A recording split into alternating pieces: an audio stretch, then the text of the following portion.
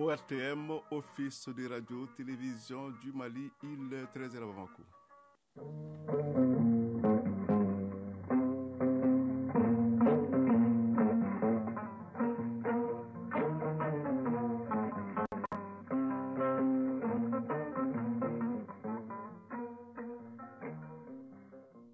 Le journal, Seydou Fomba. Bonjour. Nous sommes le 20 janvier, une date qui ne saurait passer inaperçue ici au Mali, car le 20 janvier, c'est la fête de l'armée malienne qui a 62 ans aujourd'hui. Et comme il est de coutume, le chef de l'État s'est adressé à la nation à cette occasion, nous l'entendrons en début de journal. La fête de l'armée, c'est l'occasion de rappeler les efforts consentis par les soldats et pour ce faire, Tamsir Diabaté s'est rendu sur la route Gao-Ansongo-Labizanga.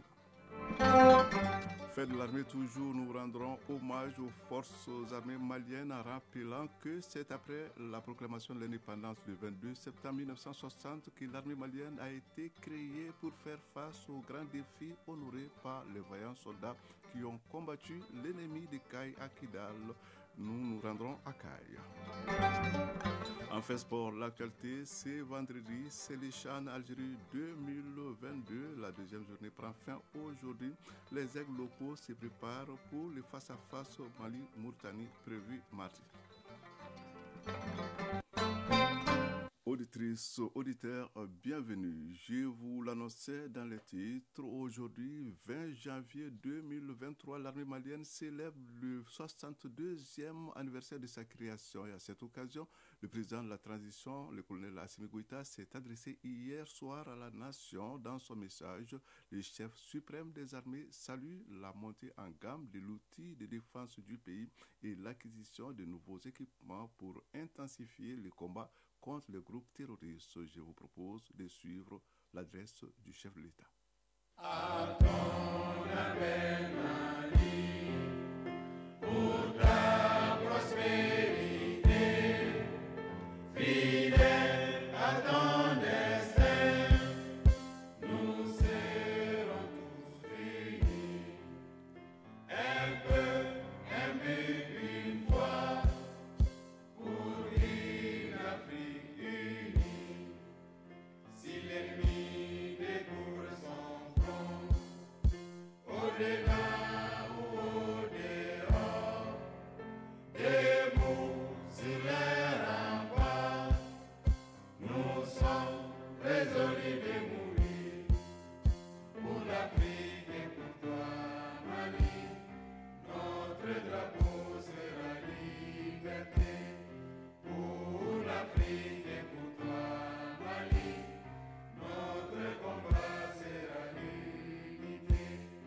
Oh Mali d'aujourd'hui, oh Mali de demain. Les champs fleurissent d'espérance, les cœurs vibrent de confiance. Officiers, sous-officiers, militaires du rang, mes chers compatriotes, notre pays célèbre demain le 62e anniversaire de la création de son armée nationale. Le 20 janvier symbolise l'affirmation et la concrétisation de la souveraineté nationale du Mali. Sa commémoration me donne cette année encore l'occasion de saluer la mémoire combattante du président Modibo Keïta et tous ses compagnons de lutte qui, en véritable visionnaire, avaient compris dès les premières heures de notre accession à l'indépendance la nécessité et l'urgence de créer une armée nationale pour soutenir le processus d'émancipation du pays, assurer la défense du territoire ainsi que la protection des populations et des intérêts vitaux de la République naissante du Mali. Depuis cette date, les forces armées maliennes, fidèles à la tradition de lutte héroïque de notre peuple, ont participé à l'écriture des pages glorieuses de notre histoire contemporaine. Officiers, sous-officiers, militaires du rang, mes chers compatriotes, chaque génération a des missions historiques à assumer. Le contexte actuel de notre pays est marqué par la lutte contre les groupes armés terroristes qui ont imposé à notre peuple une guerre qui s'accompagne de souffrances indicibles pour nos populations. Tout cela se passe dans un environnement géopolitique global complexe dont nous devons avoir une fine lecture afin d'éviter d'être impressionnés par de fausses analyses qui n'ont d'autre objectif que de nous maintenir dans la dépendance. Dans ce contexte où les États ne sont motivés que par leur intérêt, notre centre de gravité est le peuple malien et notre boussole est la satisfaction de ses intérêts vitaux. Officiers, sous-officiers, militaires du rang, mes chers compatriotes, c'est le lieu pour moi de saluer l'engagement des femmes et la bravoure des soldats durant l'année écoulée. Ces soldats pleinement conscients de leurs responsabilités envers la nation malienne luttent de jour comme de nuit dans des conditions extrêmes pour sauvegarder son intégrité. Ils ont tenu leur engagement comme l'ont fait avant eux leurs devanciers. Je voudrais m'incliner devant la mémoire de toutes les personnes, militaires et civiles, tombées pour la défense de la patrie et souhaiter un prompt rétablissement aux blessés. La nation reconnaissante n'oubliera jamais le don de leur vie. Officiers, sous-officiers, militaires du rang, mes chers compatriotes, l'une des recommandations les plus insistantes des Assises nationales de la refondation était la militarisation de la police nationale, une réforme qui participe du renouveau de notre outil de défense. Elle nous permet également de renforcer les effectifs et les capacités des forces de défense et de sécurité, engagées dans une lutte sans répit contre le terrorisme. Je voudrais à cet égard saluer les efforts inlassables des différentes couches de la population et des forces de défense et de sécurité pour la réalisation de ce projet. Officiers, sous-officiers, militaires du rang, mes chers compatriotes, la lutte contre le terrorisme étant un combat multiforme et de longue haleine, notre souci primordial a toujours été de disposer d'un outil de défense à hauteur de la menace. Cela requiert une politique de défense courageuse et proactive. Fort heureusement, nous nous y attelons depuis le 20 août 2020. Les résultats qui en découlent de plus en plus sont encourageants au regard du dévouement des hommes engagés sur les théâtres d'opération. Plutôt que de subir les forces de défense et de sécurité et s'inscrivent dans une dynamique de reprise d'initiative tout en renversant significativement les rapports de force. Par un changement radical de doctrine et de vision, notre armée fait légitimement la fierté de la nation tout entière qui s'y reconnaît de plus en plus dans ses orientations stratégiques. De l'année 2020 à nos jours, de nombreuses opérations ont été initiées dans le but de protéger et de soulager les souffrances des populations exposées aux actions perfides des groupes armés terroristes. L'opération Maliko s'est largement focalisée sur le retour de l'autorité de l'État et de la restauration de l'État de droit, ainsi que la libre circulation des personnes et de leurs biens. Bien que les résultats aient été fort appréciables, l'adaptation à la nature de la menace exigeait une nouvelle posture, d'où l'opération Kélétigi, marquée par la prise d'initiative pour le contrôle effectif du terrain. Elle vise à rechercher et neutraliser les groupes terroristes en détruisant les sanctuaires. C'est ainsi que de nombreuses zones refuges des terroristes ont été identifiées et détruites au cours de l'année 2022, sans compter la récupération d'importants lots de matériel et de munitions. Une autre opération d'envergure dénommée Tilekura, qui, en plus de la consolidation des acquis de Kélétigi, s'inscrira dans la dynamique de sécurisation de la tenue du référendum ainsi que des élections générales à venir. À terme, toutes ces opérations concourent non seulement à étendre les espaces contrôlés pour permettre la libre circulation des personnes et de leurs biens, facteur de reprise des activités socio-économiques et du retour durable de l'administration et des services sociaux de base. Officiers, sous-officiers, militaires du rang, mes chers compatriotes, il est heureux de constater que les acquisitions des forces de défense et de sécurité en 2 ans de transition dépassent largement celles des décennies précédentes. Durant l'année écoulée, les forces de défense et de sécurité ont été renforcées en matériel roulant majeur, en armement et munitions, pour augmenter les capacités des unités terrestres. Des avions de chasse de type Su-25, L-39 Albatros, des hélicoptères de combat de type Mi-35, Mi-24, Mi-8, Mi-171 et un avion de transport multirôle de type CASA C-295 pour renforcer les capacités aériennes et aéromobiles. Nous avons également acquis des radars de surveillance, des moyens de défense sol-air et des drones de type Bayraktar TPD pour davantage renforcer les capacités de l'armée de l'air. Par adhésion à notre vision d'équipement continu des forces de défense et de sécurité, des initiatives courageuses d'une grande ampleur ont été entreprises pour la formation du personnel, la gestion des ressources humaines et l'amélioration des conditions de vie et de travail des militaires. À titre d'illustration, nous sommes fiers de constater la création de l'école de guerre du Mali, dont la 2e promotion vient de faire sa rentrée.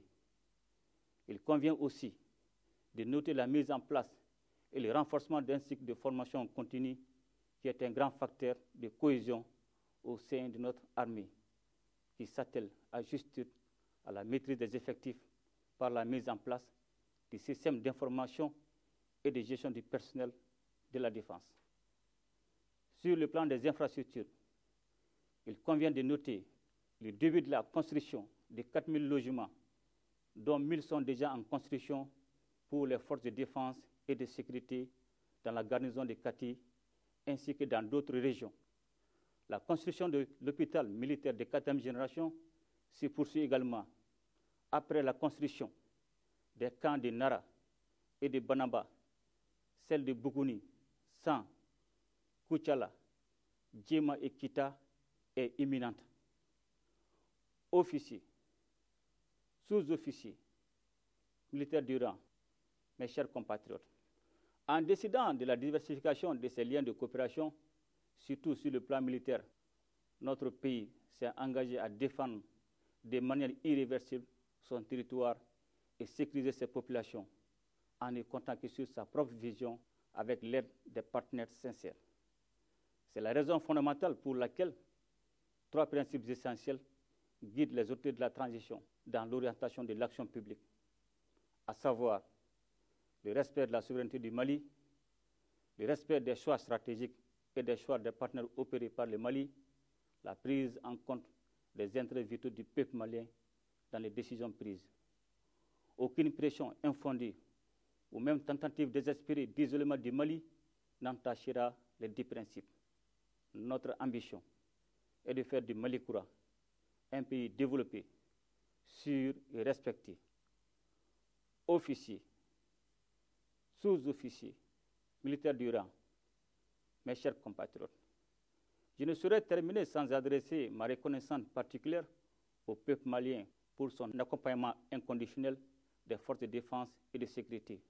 Aujourd'hui, plus que jamais, l'union entre le peuple et son armée est consolidée. En effet, chaque citoyen, à quelque niveau qu'il se trouve, a un rôle à jouer dans la défense nationale. Nous devons concevoir cette défense civile comme un dispositif permanent destiné à protéger les populations en temps de guerre comme en temps de paix. J'exhorte donc les Maliennes et les Maliens, du simple citoyen aux autorités civiles, en passant par les autorités coutumières, à s'inscrire dans cette dynamique qui renforcera la cohésion entre le peuple et son armée. En vous retirant mes meilleurs vœux pour la nouvelle année, je souhaite à toutes et à tous une bonne fête de l'armée dans un Mali pacifié et prospère. Vive les forces armées maliennes. Ensemble, nous bâtirons le Mali Koura. Qu'Allah bénisse le Mali et protège les Maliens. Je vous remercie.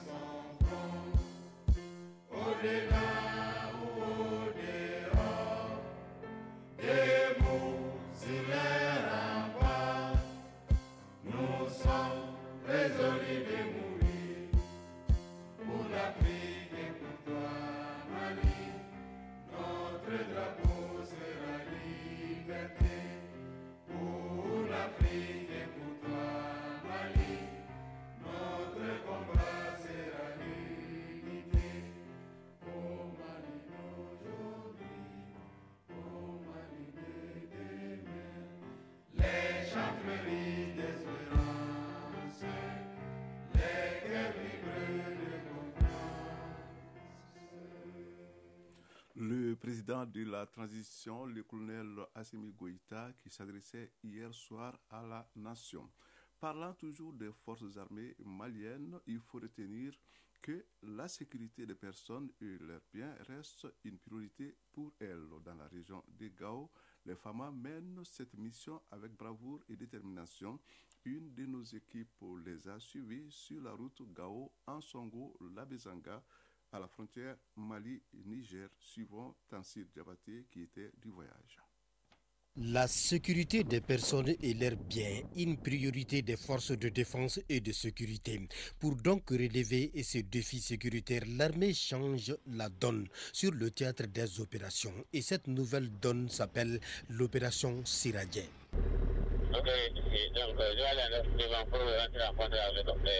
Une opération qui se veut stratégique et défensive pour garantir la fluidité sur la route Gao-Ansongo-Labezanga jusqu'à la frontière Mali-Niger. Ce mardi 10 janvier 2023, le lieutenant Aïdara et ses troupes escortent 145 camions de citernes transportant des marchandises sur la route nationale 17. Une escorte qui se déroule de façon tactique avec un appui aérien dissuasif dans une coordination sécurisée.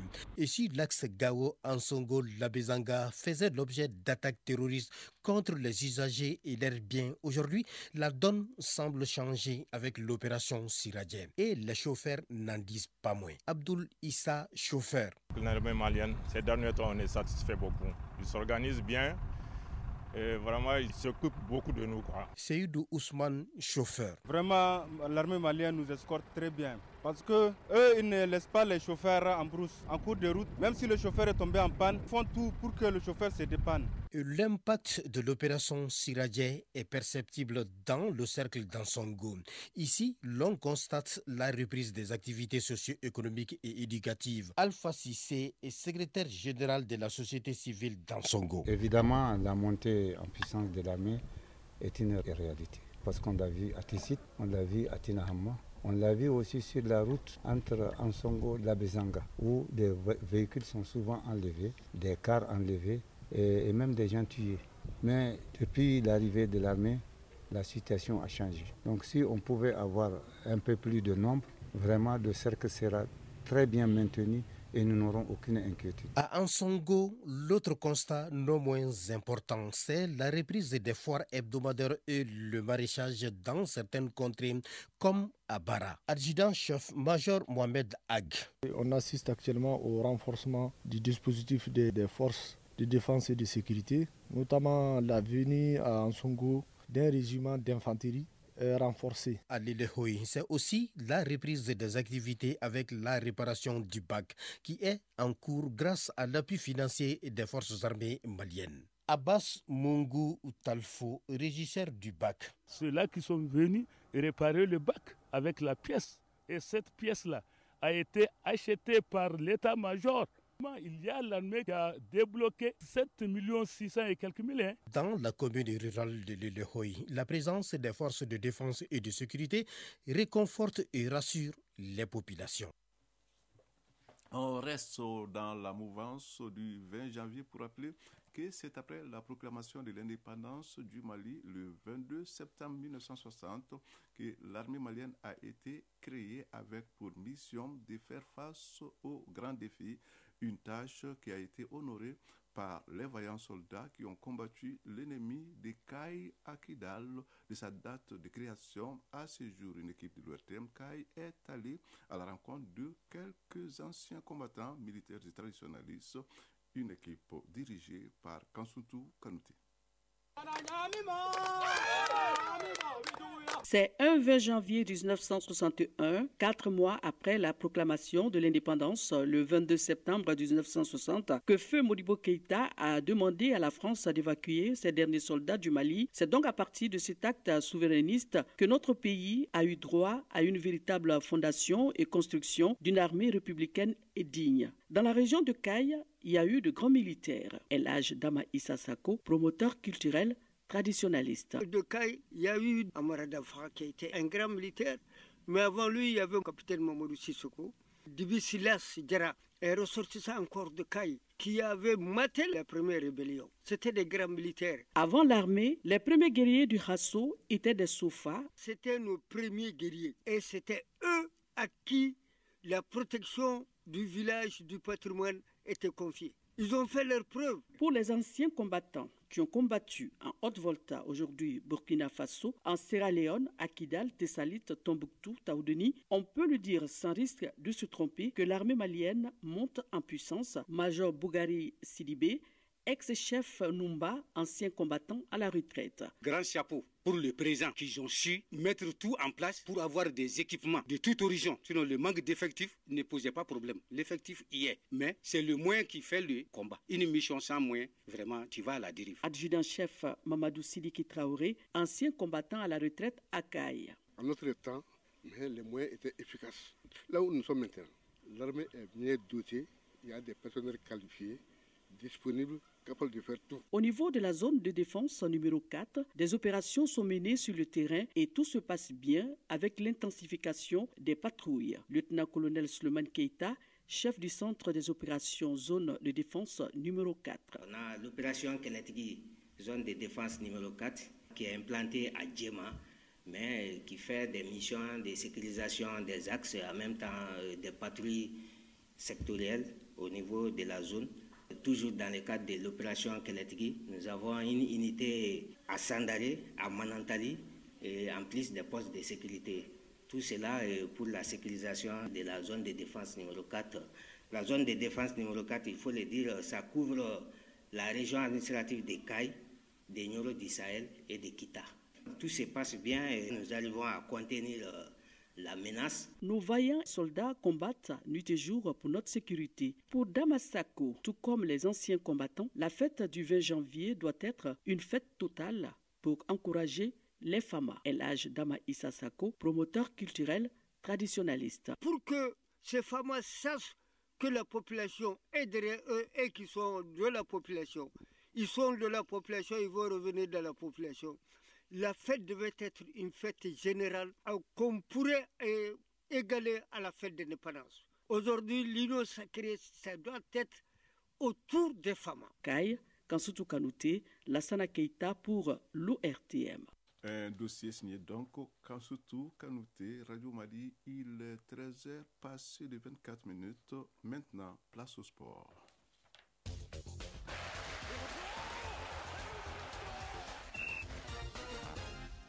L'actualité des sports ce vendredi, c'est le football avec notamment le championnat d'Afrique des Nations CHAN Algérie 2022. La deuxième journée de groupe prend fin aujourd'hui et le Congo-Brazzaville, dos au mur, joue son destin face au Niger qui fait son entrée dans le groupe E. Le coup d'envoi de ce match est prévu à 19h, mais avant à 16h dans la poule D, l'Angola et la Mauritanie s'affrontent dans une rencontre cruciale. Le Mali est au repos au compte de cette deuxième journée du groupe D, une pause saisie par le staff médical des aigles locaux pour travailler d'arrache-pied à récupérer les blessés avant le face-à-face Mali-Mauritanie dans le cadre de la troisième et dernière journée de poule mardi. Le développement des nouvelles sportives avec Salif Ouedraogo. Le deuxième match du groupe D entre l'Angola et la Mauritanie s'annonce déjà décisif pour les deux formations en quête du seul billet de la poule donnant accès au quart de finale du championnat d'Afrique des Nations CHAN des footballeurs locaux qui se tient en Algérie. Les Angolais n'ont pas d'autre choix que de l'emporter. S'étant contentés du nul face au Mali, 3-3, les protégés de l'entraîneur portugais espèrent se racheter du nul au goût de la défaite concédée pour l'occasion. Ils savent aussi très bien que la victoire risque de ne pas suffire pour passer au prochain tour et qu'ils devront soigner en même temps leur goal à virage. Mais l'adversaire du jour, en l'occurrence la Mauritanie, ne l'entend pas certainement de cette oreille. Les Mourabitoun qui feront pour l'occasion leur baptême du feu dans ce CHAN auront l'avantage sur le plan physique.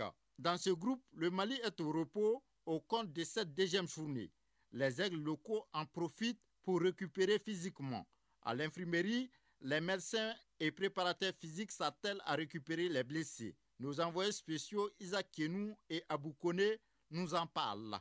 Après le match contre l'Angola, l'heure est à la récupération et au conditionnement des joueurs pour le prochain match. Pour ce faire, le corps médical, en parfaite symbiose avec le préparateur physique, travaille d'arrache-pied pour que l'équipe soit apte pour la prochaine sortie. Adama Diafla Diallo, préparateur physique. La meilleure manière de récupération d'abord c'est le repos. On les a donné quelques jours de repos. On a fait des séances. Sama Souleymane Koulibaly, médecin de l'équipe.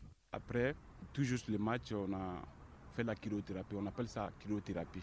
Tous les soirs, les joueurs, dans les salles de soins, on fait le massage et puis en plus de ça, on donne vitamines et des fatigants pour faire revenir et récupérer les joueurs. Certains joueurs avaient été touchés soit au cours du match ou des entraînements. À ce niveau, l'espoir rennais Sama Souleymane Koulibaly, médecin de l'équipe. Il y avait 3 joueurs blessés.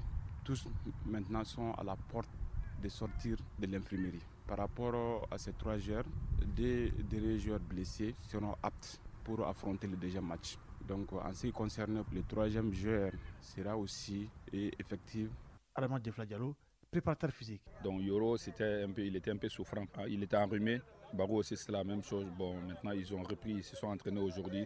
Yoro a fait un peu de footing, mais Barou quand même, lui, il a fait toute la séance. Je pense que lui, on peut dire que lui, il est récupéré aujourd'hui. Yoro, bon, on va attendre quelques jours. Je pense que Yoro aussi, on pourra le récupérer maintenant. En ce qui concerne Moussa Kone Kofi, lui, il a pris un coup hier. Les docteurs ont jugé nécessaire aujourd'hui de le laisser revenir. Maintenant, quand on a comment, vous avez vu, lui aussi, il a fait un peu de footing aujourd'hui. Lui, son cas était un peu grave, mais je pense qu'on pourra le récupérer aussi. Ici à Oran, les regards sont tournés vers le match contre la Mauritanie. Un match qui aura une allure de finale. De Oran 7e CHAN, Isaac Kenou, Abou Kone pour l'ORTM. Les Diables Rouges du Congo jouent leur dernier match de groupe de la 7e édition du championnat d'Afrique des Nations CHAN ce soir à 19h contre les Ménans du Niger. Une éventuelle victoire du Congo contre le Niger ne lui garantit pas certes la qualification, mais lui permettra de garder espoir. Hier, dans le groupe C pour terminer, le Ghana a disposé du Soudan par le score de 3-1. Du coup, les Ghanéens se relancent dans la course à la qualification après leur faux pas 2-1 lors de la première journée contre Madagascar.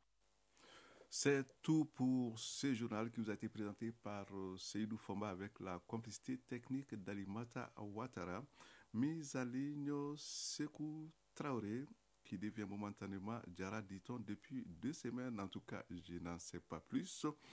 À la coordination, il y avait Brahma Traoré, l'infatigable réalisation de ce Baba Diarra. Merci de nous avoir suivis. Prochain rendez-vous avec l'actualité, 19h30. Au revoir.